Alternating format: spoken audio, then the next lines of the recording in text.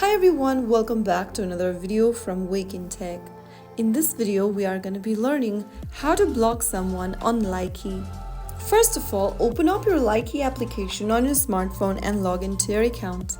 Once you're inside the home page, tap on the search icon at the top right corner of the screen and then write in the name of the person you want to block. Now, you can search for the person's contact with different other tabs over here. Go to users and then look for the contact you want to block from the list. After finding the contact's name, tap on their name and it will take you to their profile. Now from their profile, tap on the speech bubble icon right next to the follow button and then click on the three dots at the top right. Now in the pop-up, click on block and then click on block once again and the person will then be blocked. You can also search for the contact via your messages, comments or followers list. And after you open up their profile, simply repeat the step that I just showed you in order to block the contact.